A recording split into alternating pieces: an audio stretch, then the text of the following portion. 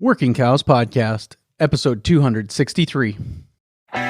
Welcome to the podcast that gives producers a platform to discuss and share paradigm-challenging practices. Practices that have increased the effectiveness of their operation and the joy that their families have received from this lifestyle.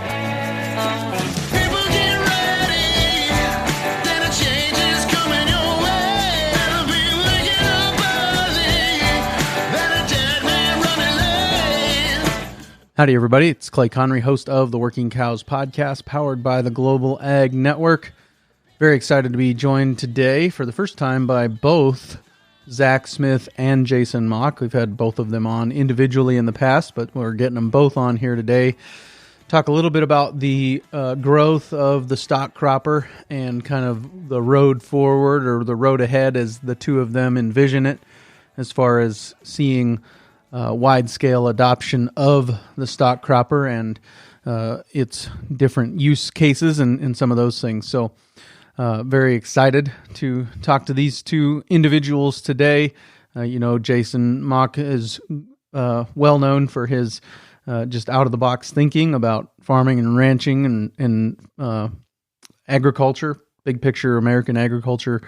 And Zack, of course, is the guy that's kind of been executing on the stock cropper over the last couple of years, hosting a field day there in Buffalo Center, Iowa every year, and getting some good traction as far as people who are coming out to see that, and their partnership with Dawn Equipment and some of those things that they have been doing to bring this product to market. So Zack, Jason, thanks for joining me today on the Working Cows Podcast. Yeah, thanks for having us. Yeah, really appreciate the work that you guys have been doing over the last couple of years. I think I was introduced to this kind of idea of mobile barn as a tool for integrating livestock onto crop ground by a tweet that Jason sent out with a flip chart. I don't know what the timeline on that was, but it seems like to me, as these years run together, I've been doing the Working Cows Podcast for about 5 years now. It seems like it was right at the beginning of that timeline, but I'm not sure. Jason, do you remember about when that was? Yeah, I used to do those random thoughts of the day, and I don't know, there's probably 50 to 100 of them. And I think one of them was that particular year, I think it was 2018, we had 60-inch corn with the cover crop growing in between it. And just, when you start doing things, you kind of think of new ideas as you're watching it grow. And that was, I think, one of them. Yeah. And Zack, was that particular video influential, or was this kind of a serendipitous that you already had the idea kind of percolating in your mind? Well, I'd been following Jason since probably 2015 or 16 on Twitter. And my friend Sheldon Stevemer and I had been playing around with some of these concepts that he was messing around with. We just hadn't put anything online yet.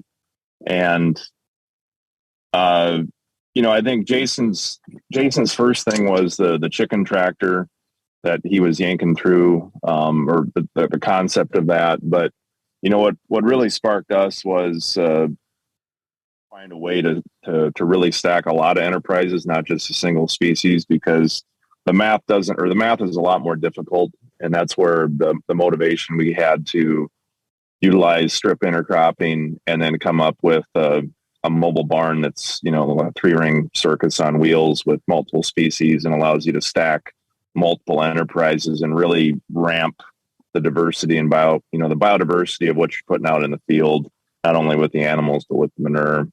And then it just kind of went from there. And Jason, we reached out to him because, he was, one of the big thought leaders in this space. And we asked what he thought, and he said, it sounds awesome. Let's see if you can pull it off. And we did. And, he tweeted it out, and he helped. He's one of the pivotal things that's amplified what we were doing since day one when he tweeted it out in June of 2020. So cool.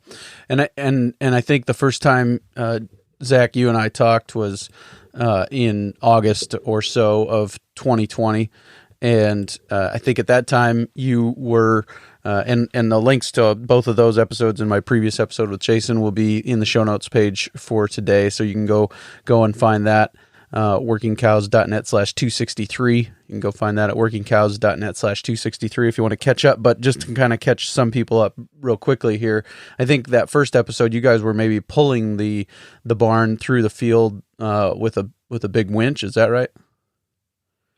Yeah, correct. We had a winch on the back of a tractor, and we were moving the barn, 11 or 22 feet, and those were the depth widths of the pen, once or twice a day, and that was good for prototype discovery to see if the concept would actually work with having pigs and sheep and goats and chickens all together in a wagon train.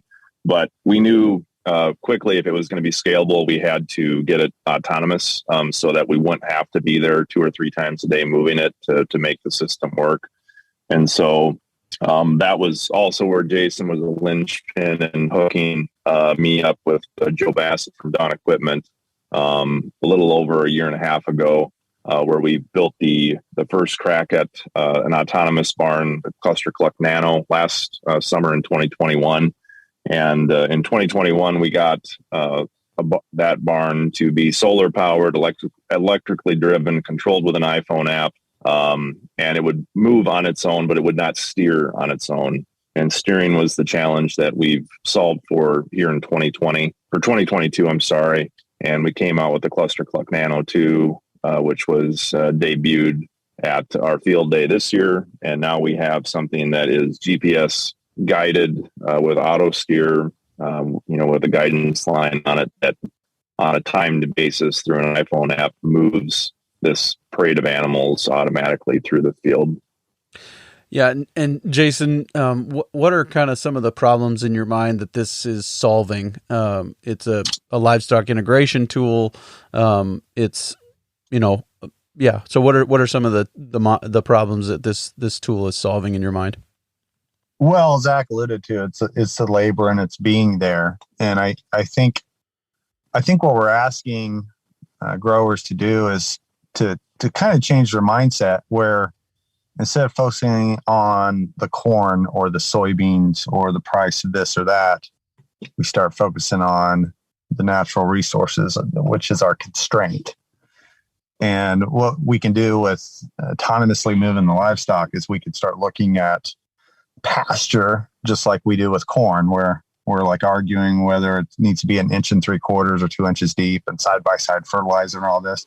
If we can look at the growing degree units, precipitation, what we're grazing it with, and move it in this very calculated part, if we can automate that, then I think it's just completely new world that is going to expedite soil health, just stack soil. And, if we can get the systems in place to make that livestock walk off the farm and into someone local's refrigerator, then we're really doing some really interesting things here. Yeah. The economy is just going to allow that to be scaled.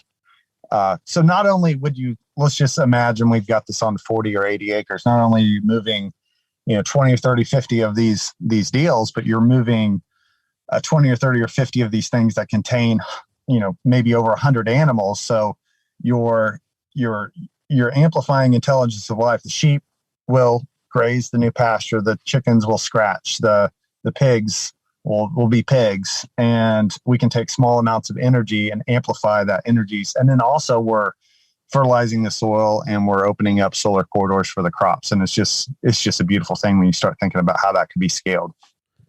And I think that one of the big problems facing livestock integration on cropland in American agriculture is lack of infrastructure, from fence and water to scheduling with the crop rotations. And no offense to you guys, but I know that corn, soybeans, Florida is an attractive crop rotation, and so it can be something that you guys, this is something that can be integrated simultaneously along with the the regular growing season of the crops that you're already growing. And so I think that it presents an opportunity there where we don't have to figure out scheduling and infrastructure necessarily, because the stock cropper kind of handles all of that. Zach, I would say that you've probably got more experience than anybody with this, actually boots on the ground. What has kind of been your experience with it thus far from kind of those logistics perspectives? Yeah, the logistics, they're real, and I'll be frank. I mean, we've been running 2 or 3 or 4 of these barns over the last couple of years. We've had various forms of them and sizes, and there's definitely issues. It's not as easy as what it looks like on YouTube or Twitter. There's bad days, where you get a big rain and you spin out in the mud, which is reality. So we've got to design for that. You've got issues with keeping animals inside the barn. So if you have any undulation in the ground, right, if you've got a crack and you've got baby chicks, they can go right out underneath that chicken tractor if you don't have a design for it. Getting water to the barns, getting feed, those delivery systems. We've been doing that small basis, and as we scale this thing up, those are things we're going to have to solve for, as far as whether that will be the farmer manually taking that stuff out on their own, or can we design a central hub. If you had an 80-acre farm where you could have an autonomous robot that would take the food and water out on a regular basis, to eliminate the need to have the farmer out there doing that all the time.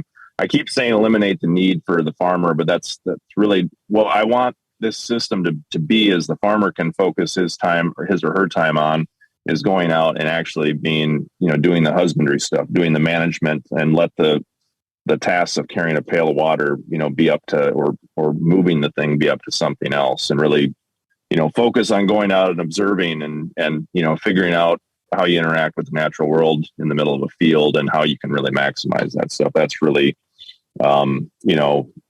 what I've learned in 3 years of doing this up to this point, and kind of identifying those challenges so that we can design for the future. Yeah. And the good segue there. What is the future? What's the next 2 to 5 years look like in your mind as far as this project is concerned? Well, hopefully a lot of growth. We're in this, I would say, is kind of this awkward, prepubescent stage right now, where we've had a cool concept and we've demonstrated it. And we've built some barns, and we've proven that the concept can work. And now it's like, okay, how do we make this into a viable business, and how do we make a product that is, commercially ready to hit the market and, work consistently for people? And then, how do we scale this out to actual, production acres? And so, the focus that I've kind of laid out, or the map that I've kind of laid out, is we really want to finish this year with honing in on our autonomous movement, both from whether it's GPS guidance, or one of the options we worked on this year is developing a low-cost, just simple autonomous winch to take the complexity of GPS and the extra technology that it requires to have that. I think there's going to be applications for both. I think building in camera sensing technology for the guidance is also something that we're going to be looking to bring on as we hopefully come into more money to be able to allow that. And then the other focus, not only for making field scale barns, is Jason and I are both really passionate about connecting more people outside of farming to agriculture, and making cluster clucks for acreage owners or people in backyards. To really get, to build a tool that allows people maybe not in agriculture to be a part of it and be more directly connected with their food production. And so, in a nutshell, that's kind of the big picture of where I want to head with this thing. For the next year, we've identified that we're going to make our first commercial run of cluster clucks, of which Jason got the first one that he's demonstrating at his regenerative farm north of Indianapolis. And we're also going to try to position the remainder of the barns we create in the next run for key influential people that are going to be good partners for kind of getting this, third or fourth round of prototypes in their hands to get feedback and build and launch from there. So. Very good. Yeah. Jason, could you talk a little bit about your perspective on those things as far as getting people reconnected to their food supply and the role that the stock cropper plays in that? Well, I think you hit on it. You said the rotation is corn, soybeans, Florida. And there's really, I think I've kind of went through this life cycle now where I was really excited about farming. And now that you've put several crops out, it's just corn and beans, and it's hard to find that excitement. So what we gravitate towards is what we watch on TV, and that's what we talk about at the dinner table. And I think as you get older and mature, you really start to value the time that you have with your family and the time that you sit at the dinner table. And what are you going to talk about? And I think what we're trying to do is create an opportunity to create a story about what you're eating. And I think that should be very important. And some of the things that Zach had alluded to, if we're transparent, if we trace the product, if we have cameras in there, if we have content out there, if we're using livestock that have a shorter life cycle where they can, a chicken can live in between the corn rows, a pig can too, we can get a new cycle where we are having babies in the spring. We're putting the stock croppers in between the pasture and the crops, and we're harvesting it all in the fall. And then we create this market where we can have that Thanksgiving a meal or Christmas meal with food that was potentially grown in their yard or in their back 40.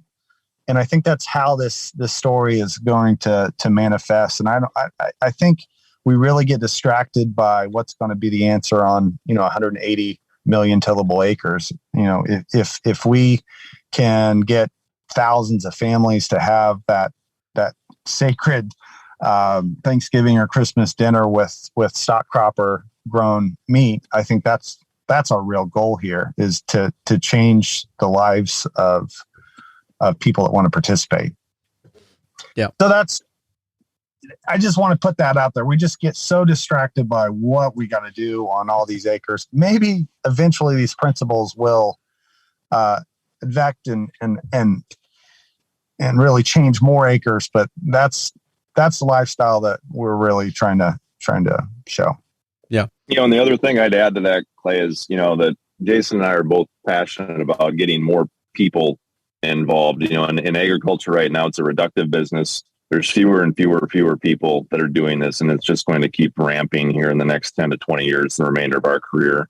And if we can get, if this system allows more people to be a part of it, and there's a lot of people that are shut out. I was in an interview yesterday, and we were talking about, the barriers of entry to be as fortunate as Jason and I are. I mean, it's basically birthright, right? Why we're in the position we are as corn and soybean farmers in Indiana and Iowa. If somebody just wants to start up a farm, it's really, really hard to do that in Iowa or Indiana or wherever in the I-states. And so if we can create a system where a family owns, 40 or 80 acres and that's what they've inherited, and they just say, well, I have to rent it out because that's the only option because I can't, afford to do that. Well, what if there was another venue for that or another avenue, I should say, to pursue? And that's really, that's kind of what I want to focus on. I think Jason's the same way over the next, the remainder of our careers. Yeah. Yep. And that's, I was just sitting in a class this last week, and Doug Ferguson said, the traditional idea that the only way into agriculture is the womb, the tomb, or the altar. I think we've got to bust that paradigm and figure out ways to get people, back in and connected. And so I think that what you guys are doing is great. It's been something that I have been watching closely. There may be people in the audience of the Working Cows podcast that don't think it fits or whatever, but I think it fits right in because it's challenging paradigms. And I think it's opening up a lot of acres to livestock integration, and I think that it, back to Jason's point, it is solving some of that food supply chain issues of reconnecting people back to, and you're talking conception to consumption connection to your food supply, and so that's a really cool thing. And so, Jason, I think that you've got kind of a unique perspective on that as far as the role that the stock cropper is playing, and also kind of having that the slaughter facility and the processing facility and those kinds of things. So could you talk to me about kind of how you see that playing out? Yeah, it's as simple as tearing down the wall, Gorbachev, or whatever. We have these huge food systems, and all that we've done the last 2 years is we've stopped a lot of places, and I call this the hometown advantage. If you build a reputation in your local community and you're passionate, people are going to let you do things, and that permission is a huge privilege. So that started, at all these locally owned gas stations. We were able to put our product on the shelves. And then we started doing these fundraisers. And when you can kind of start with an idea and see it through and see who it helps, they'll give you permission to do other things. And that's, it's hard to cover that on tweets and YouTube or whatever, but it's so fulfilling. And we've got to have tools in place to be able to do that. And that's the problem with our infrastructure is, we're a USDA harvest facility, which means that we can process something, we distribute across state lines. But this is a very rare thing that we've been able to build here. And I think it's very important on something like a stock cropper brand, because when you're giving yourself the permission to be vulnerable and share your story out there, you're not going to attract 80% market share in your local community. You're probably going to be the village idiot.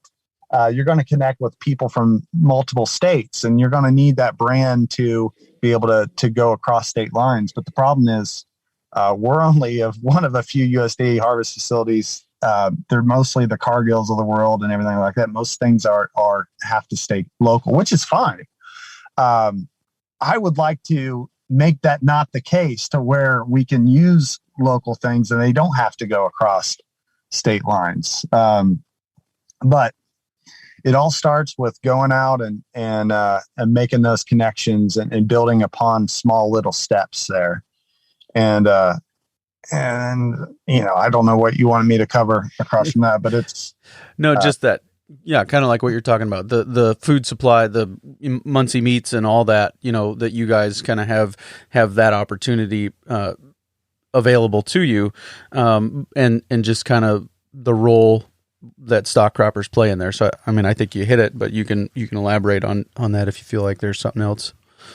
Well, I think the other component that I love is Zach really is dreaming of this butcher experience. And I see the next 10 or 20 years, I see a lot of people kind of going back and wanting to build skill sets. And I think if we think small, instead of thinking this feed the world mentality, and we get that down to the feed my family, feed the community, we're gonna need people to know more things. And I think one of the things that I'd like to start next few years is go off Zach's deal, is teach people how to process that chicken, and make really simple devices that allow them to utilize maybe just the half acre that they have. They do that. Now they've got this closed loop that they can do themselves, and we can just be a facilitator for that. Right. Yeah. The Brian Alexander idea, shake the hand that feeds you. I mean, we want to reopen that connection and refacilitate that connection between the consumer and the producer. And Jason, again, back to what has attracted to me to this idea from the beginning has been kind of the soil health. And I think you're 2 or 3 seasons into seeing, able to see rows that had the stock cropper there now are being planted to corn or soybeans. Is that right? You've gone through that cycle at least once, or maybe more than once? I think Zach would have more direct experience on that aspect. If I said Jason, I meant Zach, but yeah. So I can talk to that. Yeah. So we've, the first year we operated on a separate site than where we're at now. So that site's just gone back to either corn or soybeans, but we needed a bigger space. And so we're on our second year where we've actually had a crop rotation of where the animals have gone and where they haven't. And, the results look fantastic. For those that were at our field day or saw our YouTube of that, the crops that we're growing in those spaces look unbelievable. And we put, we didn't have anything out there for fertilizer for the corn other than some additional nitrogen to help finish that off. And, this idea, especially now, like when you look at all the stuff happening in the world, and we're talking about, Russia and Europe and supplies of petroleum products and like all of the uncertainty, what better thing than to have just animals that are your tool, and you're not, dependent on what, Putin is going to do as far as whether or not you're going to have nutrients next year. And I think, whatever period of time we're going into, that's one of the things that's really attractive to me, is not just being, dependent on all these outside factors and having the self-resiliency built into what we're doing. And that's, one of the reasons that, the older I get, the more I want to be that way. I don't want anyone, I want to have my own sovereignty. And I think there's a lot of farmers that feel that way, or some anyway. And, that's one of the biggest benefits that I see about this system, is giving sovereignty and the value of the dollar at the highest potential back in the farmer's hands. Yeah, capturing more of that food dollar. And so, talk to me a little bit about kind of where you, what has been the practical side, as far as what species have you found? Jason mentioned that the shorter life cycle. What species have you found that fit this system well, and what benefits are they bringing to the actual acres? Yeah. So, as Jason alluded to, before, pigs and sheep, chickens and goats, that's what we've done. We did a year of cattle last year. We built the Max 9, the bigger barn, that we had a couple calves in. And I think cattle could be, option, but, I think some of the other solutions out there, like the collared solutions on open range land. I don't know if stock croppers on open range land make a lot of sense. But, in the I states here, where you're trying to integrate, growing, starch and protein to feed livestock, I think what we're doing, lines up well, especially when the fact that, this is kind of an annual season production, where you put animals out in the spring and you harvest them in the fall. And, so lamb, feeder pigs, chicks, you can get a couple cycles of chickens. It just, the production season lines up well with the crop season.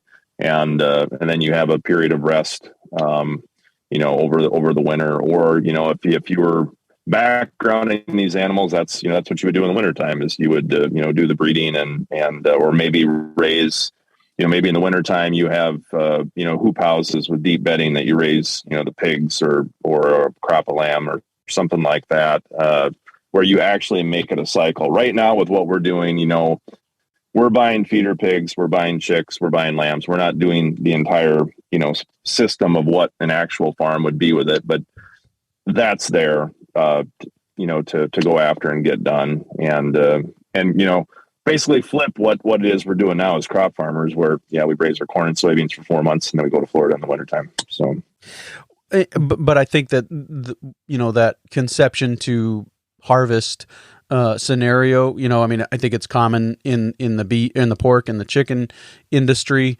But I would say those are the only two that are probably conception to harvest. The others, beef and lamb, Definitely not. I would say those are, conception, and then they go somewhere else for backgrounding, and go somewhere else for finishing. So I think that there's a lot tighter loop here that you guys are talking about. Do you think that it will? I mean, I think it could probably go either way. There could be guys who own the barns who are bringing in people's livestock that they own, that will eventually go back to those people. And then I think that there are also opportunities for the guys to be the direct marketers. They own livestock and they're marketing to the end consumer. Have you seen those things? Or is that kind of part of your vision? Is that model?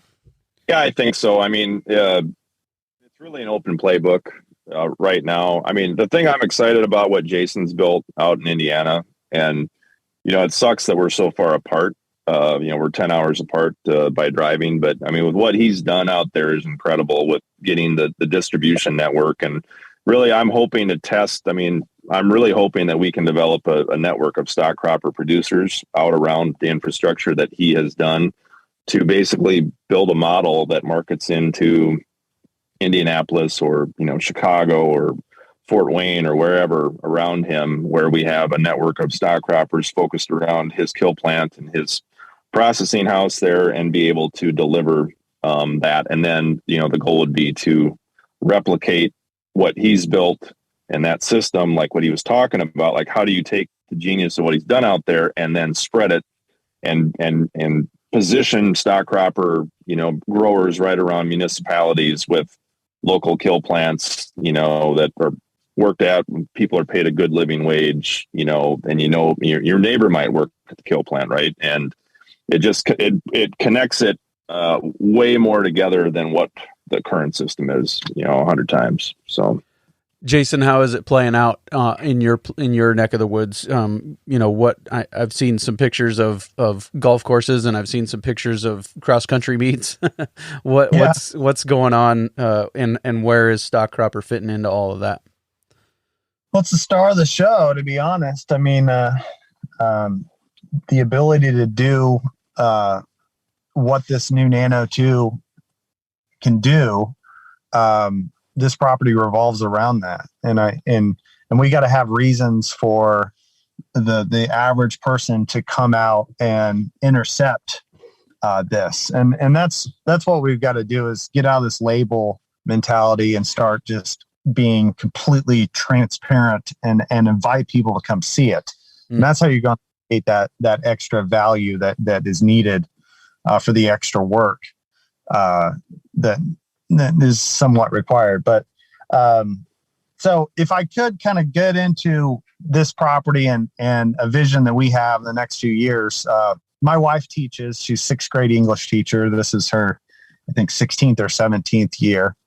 And she's really putting a lot of pressure on me to start doing field trips. So we're going to open up that property you see with the golf course and the stock cropper. And what we're going to start doing as a legacy project, we're going to be inviting small children, kindergarten through 3rd grade, maybe 4th graders, and then older people, your retirement homes, and then also special needs, autistic kids. I think it's just like me and a Chinese guy doing math. We can talk numbers, language. I think everyone connects with nature. And we're going to invite all these different people out. We're going to give them a perennial plant, like a blueberry, a tree, something like that. We're going to plant it in the same orientation like we put the corn. And then we're going to allow each person to plant their plant, mark it with their name, and then we're going to give them a compelling reason to come back and watch it grow. And in the time frame that it takes that little root stock to produce actual fruit, we can use the stock cropper. I think its true value proposition is precision grazing. So we can keep that livestock, multiple species of livestock right in between those perennials, and really amp up the soil and the pasture and allow that crop to express, stay healthy. And if we can have 2 or 3 field trips a day for 2 months in the spring, 2 months in the fall, we're going to allow the community to actually build this property out. And I think the chalkboard that we're always working on is this kind of perpetual perennial food system. And, so much of regenerative agriculture is diversity. And figuring out these principles allows you to have diversity and not have to go by the rules that conventional agriculture says that, hey, I planted Liberty's linked soybeans. I need to find Liberty. Now we have Liberty by just moving livestock and inviting people to come see it. So that's going to happen here in the next spring.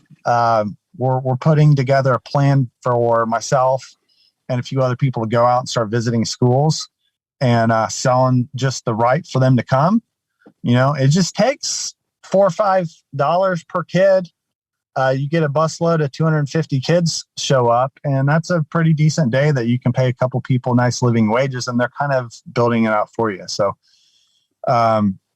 these kind of concepts, we've talked a lot about the food system, but, a lot of it is getting the permission to do a concept on people's ground, and people like Rick Bieber, people like,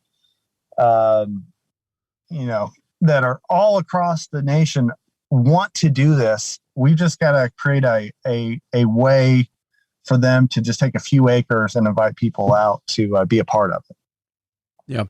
And so talk to me about that, some of the reception of this idea. Has it been kind of the usual suspects, the cutting edge folks, or and how have people who are on the fringes of this movement been receiving it, or is it kind of flying under the radar at this point? Well, it's, with everything, you just got to do it. You just got to put it out there. You got to do a random thought of the day, and then you got to follow up with doing it and showing people the process, and then it happens. Like nothing happens just sitting here talking about ideas. You have to put the rubber to the road, and then it will happen. I mean, look at the risk that he's taken over the last several years and where we're at now. And sometimes it's easy to get distracted by the people throwing stones at you, but you just keep moving forward. And I get so much joy out of watching him and watching a lot of different people just going through this. Yeah. Yep. Well, and you talk about, maybe the integration on rangeland, Zach, doesn't make sense, but I think that what Jason just described is a potential integration of the stock cropper into a tree belt scenario. And that, I've got a tree belt. I've got 2 or 3 tree belts going in over the next couple of years on my place. And so I think there's a potential use case there for the stock cropper to make its debut maybe west of the 100th meridian.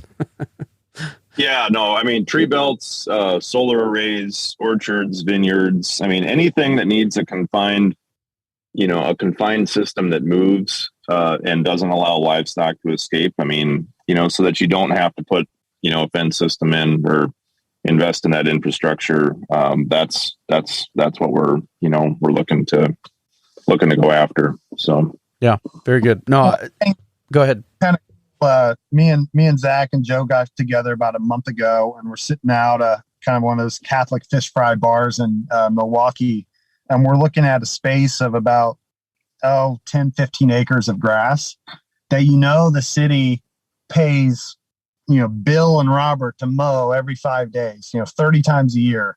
They're burning $5 gas, and they're putting all these chemicals out here to have a space. And I think what's going to happen, I don't know if this bubble's going to pop, but real estate has went up quite a bit here in the last 2 years. So you're going to have all these neighborhoods where these affluent people have moved to, and they're going to see their real estate value potentially drop somewhat. But if you can go into these smaller communities, we can be talking about suburbs, we can talk about rural, we can talk about in the middle of cities, and we can create something that these people can participate, some way they can make food. We might be able to just change the whole dynamic of that neighborhood where people are wanting to live around that. So it would actually stabilize the value of of the community, the real estate, I think we can really do some really big, interesting things on a really small scale, but it'll kind of affect and be big deals. And it's hard to, I think we just need a couple places that are very diverse, as Zach was talking about. Maybe we have a project specifically in an urban area. We have a project specifically like this, and we just demonstrate different ways to add value by just changing the paradigm. And these are just, I want to go, Zach. Add on to that, Clay. Yeah. So Jason talked about going to the bars in Milwaukee. That's one of our favorite things after we have these, jam sessions on brainstorming ideas. And you ask about like, who are we getting buy-in? In big ag, we're getting the fringe stuff, right? And that's what you expect, because the mainstream is the mainstream, and most of them look at us, what we're doing, and say these guys are nuts. Just get an X9 and a 9RX and go to town. What are you talking about this stuff for? But the most satisfying thing that I have happen is when we go to these bars and they ask us, well, who are these guys from out of town? What are they doing? And we tell them about what we're working on. People that are actually the consumers, like it takes about 15 seconds for what we're doing to click with the people that actually buy the product. And they have a very, very, tenable reaction every time we present this concept. And that's one of the things that fuels me, is that when you look at, who are the people that are buying food and they have concerns about the way that we grow food now, and you present them an alternative, I mean, the light bulb switch goes off almost instantly. And so, we were looking at that green space and saying, gosh, what an opportunity if we could have a working stock cropper farm where people could come down and participate, with that and make that connection right in their neighborhood. So that's the other thing I hit on a little bit, but, Jason did too, is reintegrating agriculture maybe back into these urban settings. There's a lot of interest in it, but there's not a lot of really good vehicles to do that. And, if we can fit into that, that would be incredible. Yeah.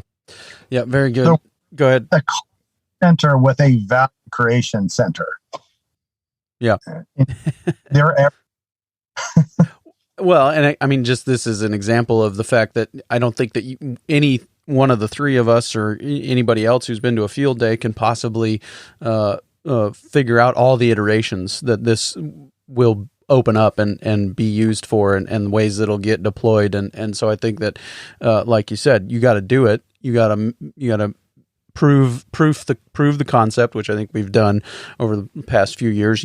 I haven't done anything, but I think you've done over the past few years, and then just keep on scaling it up and making it available to more people, and let them be creative. Let the invisible hand of the market decide how these things get deployed. And I think it, again, as you guys are talking about green spaces in urban areas, there's a piece of grass next to the walking path that needs some attention, and that people, one of these could be deployed along that. And, like you said, just the possibilities are endless. So, I know it is an incredibly busy time of the year for you guys. I really appreciate you guys taking some time to sit down and chat with me for a few minutes. And, I whatever I can do to boost this, I'm always willing to help out. I love what you guys are doing, and I look forward to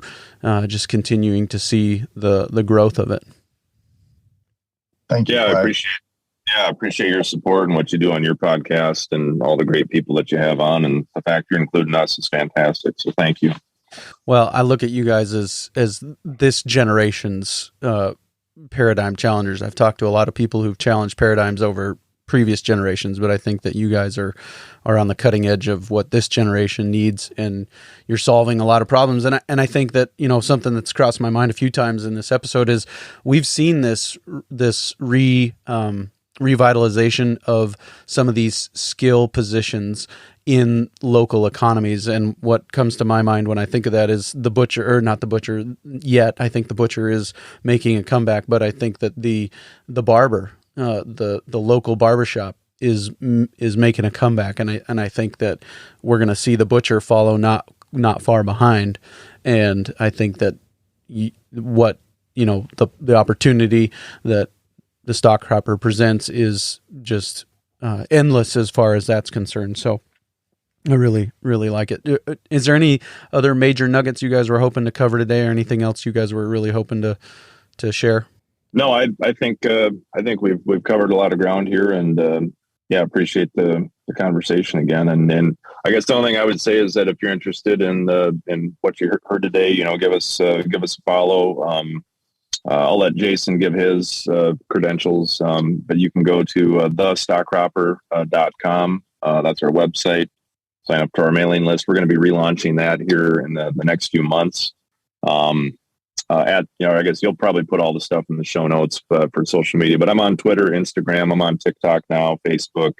If you search the Stock Cropper on any of that stuff, you'll be able to find me. And if anybody that wants to reach out and brainstorm, share ideas, feel free to do so. I'll let Jason go. Sure. So I am not on all the social media channels, just basically old 2015 Twitter and Facebook. But if you follow me on Twitter, it's Jason Mauck 1. Check out munciemeats.com. We've got an online store and we do drop shipping. Hoosier Steaks. And just feel free to follow our content. And we got a lot of pushing rocks uphill, but we enjoy it. I always appreciate it, and always appreciate the thought that goes into everything you guys produce. So thank you guys again for your time today. Zach and Jason, thanks. Thank you. Yep, take care.